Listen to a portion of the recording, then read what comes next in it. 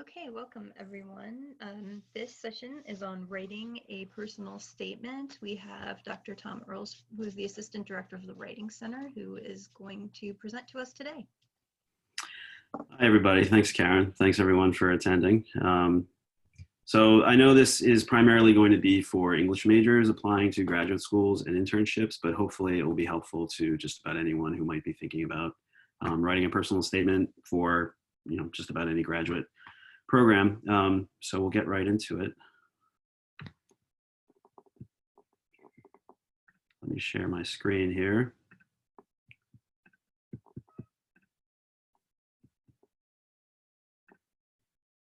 All right, can everybody see that? Great. All right, so the personal statement is an opportunity for you to introduce yourself, to stand out among potentially thousands of applicants. A lot of programs will literally get thousands of applicants. Some might only get 500, but you definitely want to stand out and get their attention in a good way. And the personal statement is an opportunity to do that. Show your unique background and experiences. So as with any piece of writing, the personal statement, it's essential to know who your audience is and to tailor what you're writing to them. So write with your readers in mind. It's essential for success. And a typical reader of a personal statement is probably a faculty member in your field or a closely related field, someone with many other essays to read and probably crunched for time. So keep that in mind. And a human being with personal, political, and cultural sensitivities. So just keep all this in mind as you're writing so that you get the most important things into the personal statement as early as possible, and that you try to leave out things that might be offensive or annoying to a reader who might, be reading this before lunch and not in the best of moods. So give them what they need in the personal statement. Don't give them any reasons to reject it out of hand. So where do you start? This is really tricky. I mean, I know for myself, beginning any piece of writing is often the most difficult part, and a personal statement is a really important thing that you think you're, basing a lot of your future on. So that can be kind of nerve-wracking and anxiety-inducing. But just read the prompt a few times. Just try wrapping your head around it. Make sure you understand what they're asking of you. They may be specific, like describe a person who has influenced you and explain how that person has helped to make you the kind of person you are today. Discuss a personal quality, talent, accomplishment, contribution, or experience that is important to you. What does this quality or accomplishment, what about this quality or accomplishment makes you proud, and how does it relate to the person you are? Choose an issue and apply the university's or organization's principles to how one should approach that problem. But more likely, they'll be standard, right? The prompt will just ask you to write a personal statement, or a statement of purpose, or a statement of goals, research, interests, and experiences. In fact, with English graduate programs, one of these is most likely what you'll encounter. So think about the prompt and what a specific response to it may include. Again, keeping in mind your own unique background and experiences. Think about how to write a statement that could work for all of the prompts, but could also be personalized for each. And this is important. The people who are going to be reviewing these know if you're trying to kind of do like a carpet bombing, you're trying to just write one personal statement that's for 6 or 7 schools that you might be applying to, and they might recognize that you're not answering the prompt that they're really asking, right? If they have a more specific question, you want to make sure that the one you send them in fact answers that question. But at the same time, is there a way that you can focus and develop a more central idea that might in some way address all of the personal statements that you're writing? This is assuming that you're not just applying to one program, but casting a wider net. So here's 2 suggestions for getting started. Check out the school or company website. This is really essential. You'll get a lot of tips and hints from what they think is important. And then brainstorm, right? If you begin this process early enough, you should have time to think about it. And that's a really important pre-writing strategy, to just brainstorm before you actually start writing.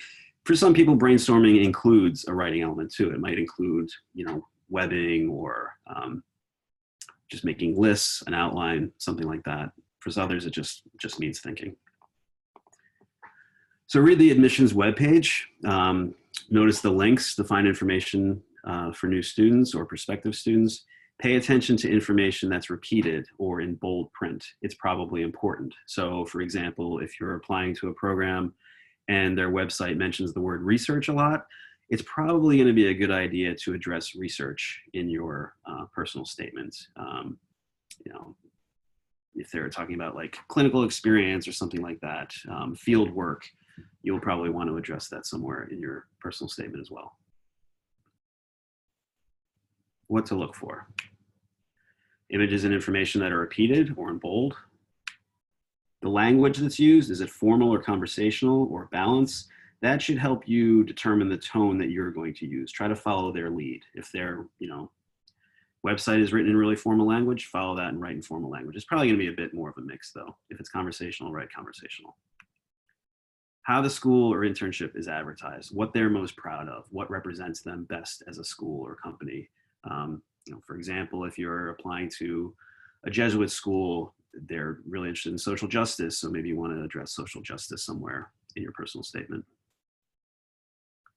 So brainstorming is really just about generating ideas, however you go through that process, whatever you need to do to generate ideas. It means something different to everyone. Lists, charts, free writing, talking. Think about what your brainstorming style is. If you haven't had an opportunity to do much of it, try out different things, see what works for you. And this is a low stakes step in the writing process before you really have to sit down and start drafting this thing, which I hope is how you're approaching all of your writing. Starting out early enough before you have to bang the thing out the night before it's due. All right, and then think about what sets you apart from the crowd. So things to consider are work experience, internships that you've participated in, what your career goals are, what you ultimately want to do, unique skills that you have that may in some way be relevant. You may be a great guitar player, but if that's not in any way relevant to the program you're applying to, it may be tricky to work that into the personal statement. Overcoming unusual obstacles, if this shows dedication or drive, or how you've overcome adversity.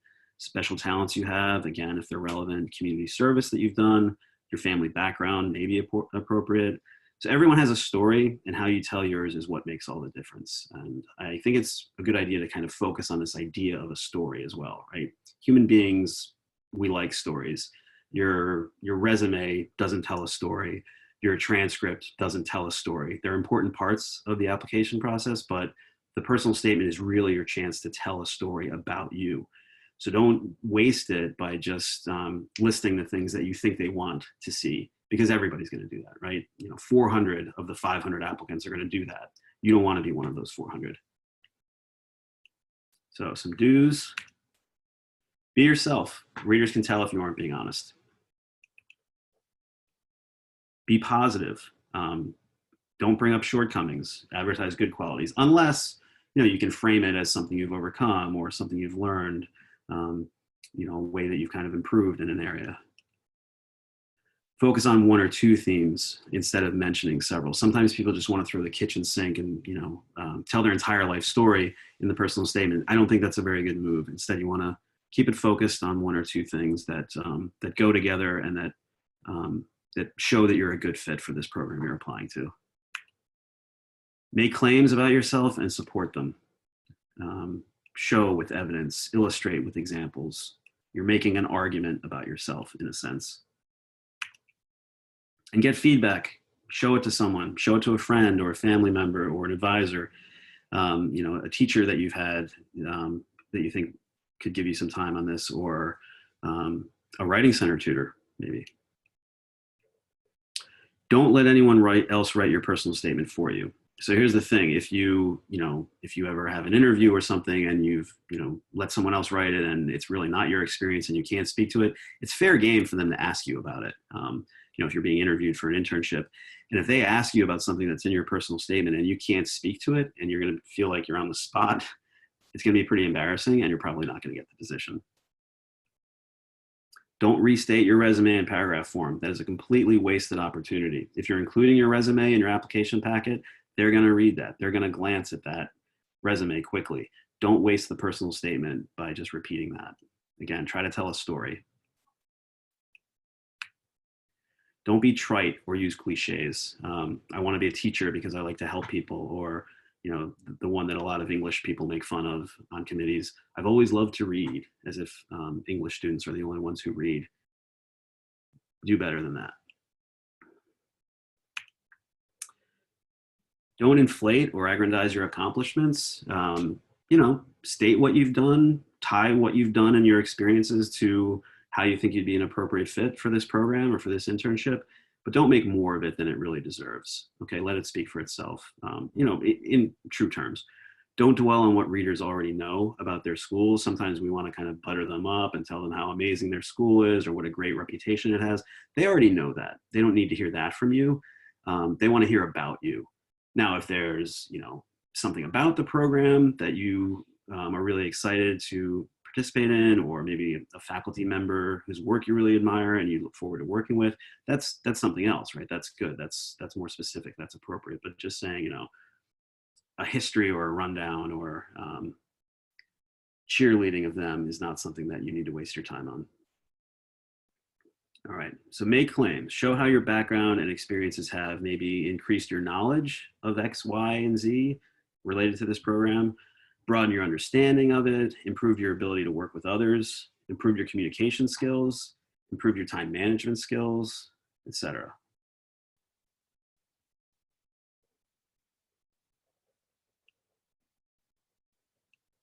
Use vivid descriptions and focus on experiences. Again, tell a story and show us with sensory details as much as you can. Make experiences significant to your readers by linking them to the prompt mission statement. In the Writing Center, I've seen some personal statements where people want to talk about, maybe a bus accident, a horrific bus accident that they saw, or something really terrible that happened to them in their past. And I don't want to make light of these experiences in any way, but if they're not relevant to what you hope to do in graduate school or in your career someday, or they're not relevant to the person you are today who's prepared for graduate studies, it might not be the best story to tell. And sometimes people want to link things that just don't go together, right? This bus story didn't really have a lot to do with why this person wanted to be a dentist. So just think about that. And also keep in mind that these people don't know you yet. So unless you can really show that this horrible thing that happened to you, helped you overcome adversity or something, is this something you want to share with strangers, right? Unless it can really help them understand who you are today and how you're best prepared for graduate studies, is this the best story to tell? Because it might make them uncomfortable. I'm sorry to say, but they might, if they just think, oh, this person's kind of a bummer, I'd rather not deal with them. And they may not even be thinking that, it may be kind of subconsciously that they're feeling that way. So just keep that in mind as well, and think about the things you might want to share or not share. Connect the personal examples to your perspective on school and the internship, and remember your audience. It's always important. In accommodating your audience, organize it well. Answer the prompt concisely and directly. Again, this should be reader-based. You want to make this as comfortable for them to read as possible. Anticipate readers who might not read to the end. So try to get the most important stuff in early, and then the least important stuff later. Say what they need to know right away. You want them to kind of enjoy reading this, right? That's how you'll stand out if it's a good reading experience for them, and not something they have to dig through to discover answers or work really hard to make the connections. That's your job, to make the connections for your reader.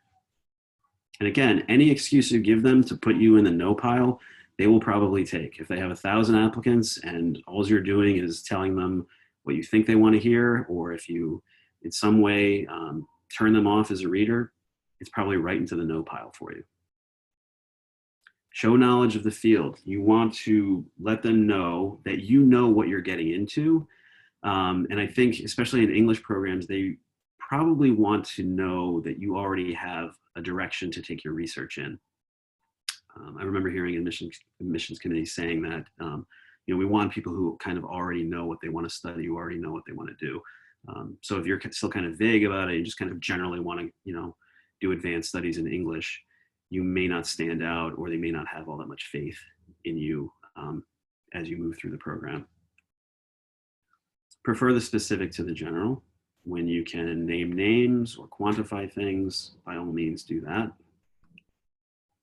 Be creative and engaging, but stay on topic. I've spoken with some people on different admissions committees who've told us horror stories about some of the kind of too creative personal statements that they've seen. So the law school, I won't say where it is, but a law school committee member told me that they once got, the student had just written their name or typed their name across a sheet of paper and then used the first letter or each letter of their name and assign an adjective to it to show what kind of a person they are, as if that was their personal statement. And legend has it they still have it up on the wall in the admissions office and mock it, which is not pleasant, but there you have it. Some points to remember. There may be thousands of applicants. You need to make yourself stand out. So show positive qualities and important experiences. Carefully read the websites and brainstorm before you start writing. If brainstorming means writing for you, free writing, fine. But don't sit down to bang out the final draft of it without doing some of these pre-writing strategies. All right, so what can you expect when you're writing? It's going to be a lengthy process, or it should be. So give yourself weeks to write it. You don't want to knock this out in a couple of days or even a week. Some people really allow several months, but you want to at least take weeks to write it. Put it down, go back and reread it, reread the prompt. How well are you answering the prompt? Show it to a friend or a colleague or a teacher or an advisor. Take their feedback under consideration, try to rewrite it, go through the entire process again. So this is an important part of your application process. All the work you've done up to this point is really important, but the personal statement is also important because it is the chance that you have to tell a story about yourself, to, maybe explain things in your transcript or in your resume, but not just relisting it. So really you shouldn't approach this as if you're going to be able to bang it out in 1 or 2 days. You should probably plan on having multiple drafts, probably 5 to 10 versions. Now, does that mean you need to have, 10 different completely autonomous drafts? No, maybe not. Maybe you work on one kind of master draft and you just change it throughout.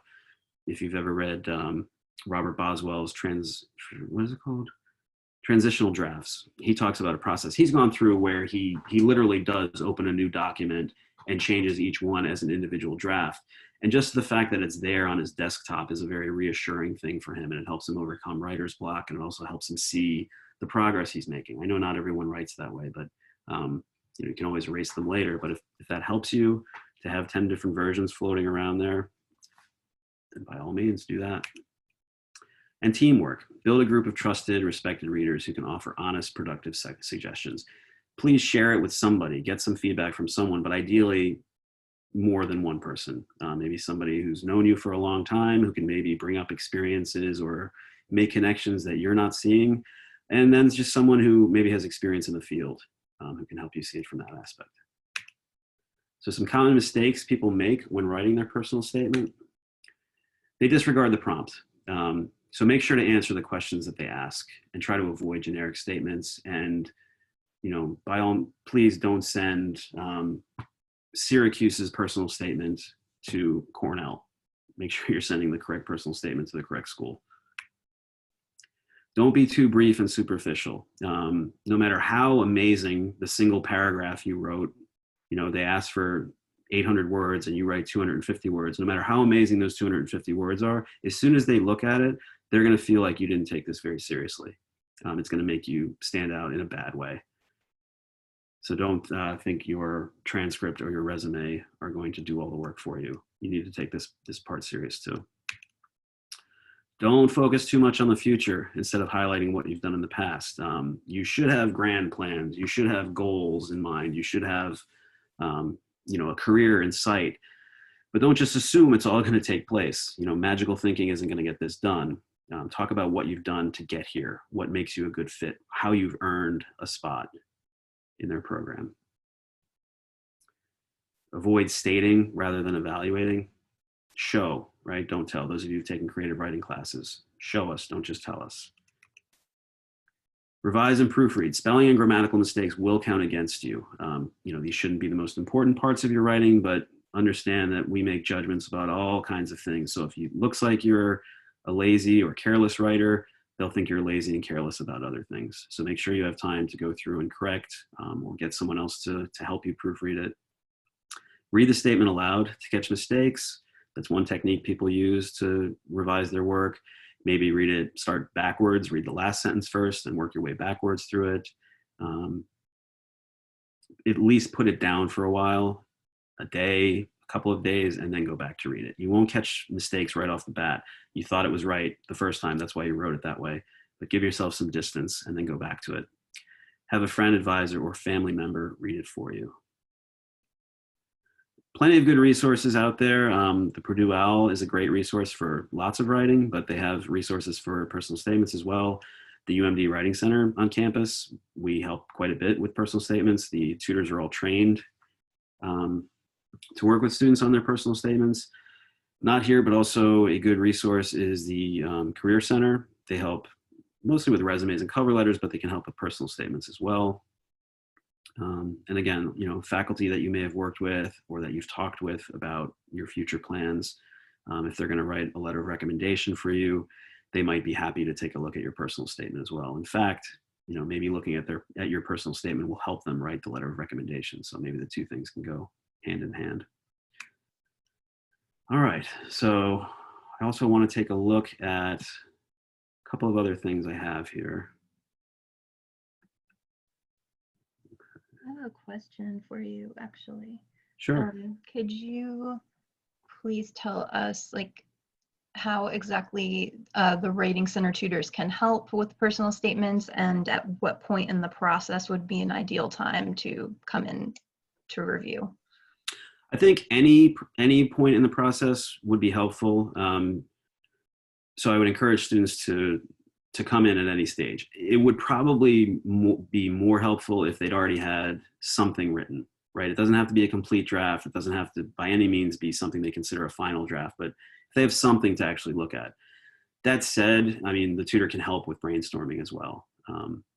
And how we think of the Writing Center, I mean, we can offer help on very specific things. The tutors are experienced. They're successful writers. They're not necessarily experts in everything, but they're successful writers. And they're an interested audience. But our thinking also is if a student just comes in and sits down, or being all virtual as we are now, just goes through their writing, just rereads it and maybe asks themselves questions and talks about the things that they've done, the choices that they've made, then that is incredibly helpful, as opposed to a student or a writer who wouldn't do that, right? Like if you don't take the time to reflect on your writing, you're not gaining really anything by it. But just having an audience, period, even if they're barely responding, or even if you, the writer, are doing most of the talking, it can still be a really incredibly helpful experience. But that said, many of the tutors have seen a lot of personal statements over the years. Some of them have even written their own successfully already, and we cover them in the tutor education class. So they can also speak to how well you're making connections, how appropriate the experiences you're discussing might be, just listening and responding to the choices that you've made. So I think those are ways that the tutor can help. Thank you for that.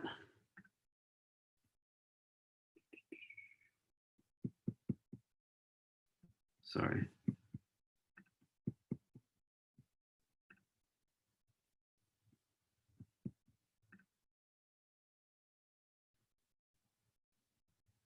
Having some trouble finding the document. I just had it.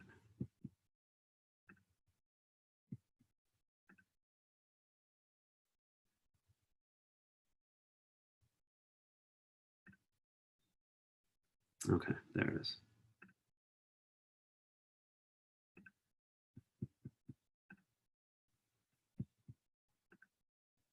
All right, so here's some things we pulled from a book by Mark Allen Stewart called Perfect Personal Statements. Here's what some experts have had to say from medical school. I tell candidates to make sure they tell us things that are of special interest about themselves to add a dimension to the application for the reader. Most important, they should explain characteristics and aspects of their background that make them unique. The common mistake is to assume that they will discuss what makes them special or unique at the interview rather than putting it in writing first. Another response was, many applicants make a mistake by discussing their intellectual capabilities as a major factor in being a good candidate for medical school. The applicant is reviewed at other levels in terms of his or her capabilities, so this should not be the focus of the personal statement. And in law school, we see many personal statements in which applicants talk about why they want to be a lawyer. The applicant might say, "I've wanted to be a lawyer since I was 10, or grandpa was a lawyer." We are more interested in gaining some insight into who the applicant is at this point in his or her life than about his goals or ambitions. So they are probably going to assume that anyone applying to law school wants to be a lawyer. So, simply making those kinds of statements really doesn't help them select you. Look at the personal statement as one of the most important briefs you'll ever write. This essay is going to be read for the most part by law professors who are going to take a red pencil to every misspelled word and grammatical error. When an applicant fails to proofread adequately, I wonder what kind of attorney that applicant would make. In business school, in the essays, we were particularly interested in what applicants plan to do after business school and how that relates to what they've done in the past. Gimmicks and attention-grabbing statements are unnecessary and are effective in an essay only if the applicant can tie them in with something about themselves that is distinctive. Let's skip down. So there's an example here, English. All right, so someone applying to a PhD in English. When I began thinking about how to write this statement, one that I expect will help me to chart my course for at least the next several years, I thought it might be a good idea to pull out a certain manila folder containing the original statement of purpose I wrote when first applying to programs for graduate study. It might be interesting, thought I, to see how closely I had followed the trajectory set for myself all those years ago. Well, all 3 years ago. This blast from my past was, need it be said, embarrassing. To make a statement, I suppose, I had strung together a list of interests that were hopelessly, if optimistically, broad. They range from Chaucer to the 18th century novel, to canon formation, to jazz writing, to Harold Ross's New Yorker humorists. My interests still range rather widely, but in the 2 years of research, writing, and listening that I've done here, I've been able, at least, to narrow my focus to a particular literary concern, the vexed, rich relations between Anglophone and African-derived music. Does anybody have any thoughts on how effective this might be?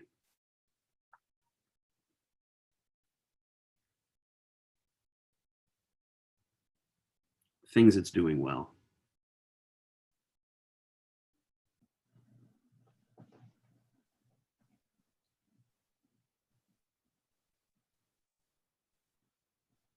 I'm thinking, oh, in the chat it said it's reflective, so that is good. It shows some growth. I actually was thinking it was a bit rambling. You said it's important to be concise and not waste space. So it takes a while to get to the point of saying, hey, like, I know what I want to do now. It could be done in a more concise fashion. Agreed. Yeah. So yeah, as the beginning to the end, it is reflective. Absolutely, that is good. But yes, it's rambling. There's a bit of style, kind of love going on there. Yeah, it takes a long time. That was also in the chat. An interesting note up here is that this was received from an MA from the same school and department. And I almost wonder if this person was taking advantage or trying to take advantage of the fact that the people on the admissions committee might know them, if they were taking advantage of a previous relationship. And they almost come off sounding kind of smug in a way. But yeah, it's reflective. They tie the beginning and the end together. It does ultimately become specific. They talk about some of the things that they've studied. They try to zero in on a focus, but it takes a while to get there. Okay. All right. And finally, there are some brainstorming exercises to go through here. There are some questions to consider when writing the personal statement. What makes me unique? My life experiences, skills, etc. How do these qualities that make me unique affect my decision or ability to pursue graduate education, this particular career? Who has most influenced me and why? What is the most interesting book I've ever read? Why? What sort of intercultural experiences do I have? Have I traveled? Where? What was most memorable about my travels? What is the biggest obstacles I've ever faced? What is the obstacle? What enabled me to overcome it? What have I learned from it? Which of my skills, abilities, etc., will most enable me to succeed in graduate school and or this chosen profession? Think about goals. Why do I want to go to graduate or medical school? Why am I interested in this particular field or profession? Now, these aren't necessarily just questions to write the entire personal statement based around, but they're things to get you going, experiences to consider, things that you can kind of hang your goals in graduate school on, and show the readers who you are and why you'd be a good fit. Are there any other questions or comments? I see one other thing in chat. I just want to check. Okay.